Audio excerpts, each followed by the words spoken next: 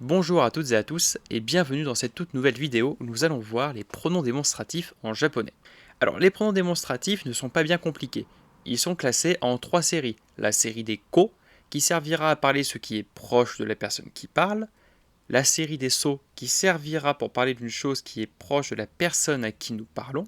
Et la série des a qui sera utilisée quand un objet ou quand une chose est loin des deux personnes qui sont en train de parler.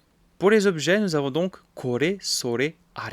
On voit déjà une petite logique. Pour les objets, tous les pronoms se terminent par are et commencent évidemment soit par ko, soit par so ou soit par a. Pour les lieux, ce sera la même logique, seulement la terminaison va changer.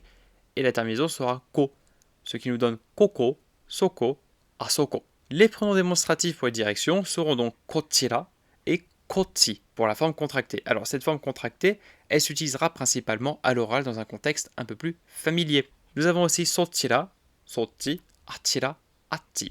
Voici quelques situations. Donc nous avons dans la première situation une personne proche d'un livre et c'est cette personne qui va parler. Dans la deuxième situation, c'est la personne éloignée du livre qui va parler. Donc dans la première situation, la personne va donc dire kore wa hon desu parce qu'elle est proche du livre. Elle utilisera donc le pronom démonstratif kore.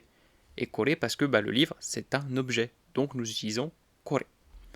Dans la deuxième situation, la personne qui parle est éloignée du livre, mais la personne à qui elle parle est proche du livre. Elle va donc devoir utiliser sore. Et elle dira donc sore wa hon desu pour dire c'est un livre. Dans la dernière situation, les deux personnes sont éloignées de l'objet. La personne qui parle devra donc utiliser are. Et pour la dernière situation, nous avons donc deux personnes côte à côte, mais il n'y a pas d'objet cette fois-ci. Nous allons voir comment utiliser les pronoms démonstratifs des directions pour introduire quelqu'un. Nous avons donc deux personnes côte à côte, et l'homme veut présenter la femme en disant « voici madame quelque chose » ou « voici un tel ». Il va donc pouvoir utiliser les pronoms démonstratifs des directions, ce qui nous donnera « kochira wa Akiko-san desu ». La personne qu'il veut présenter est proche de lui, il utilise donc le pronom démonstratif des directions, commençant par la série des ko, car la personne est proche du locuteur.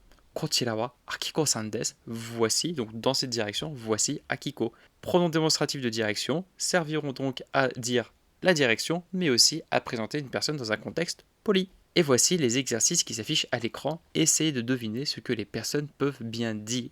Bon courage pour l'exercice et moi je vous dis à bientôt pour de nouvelles vidéos.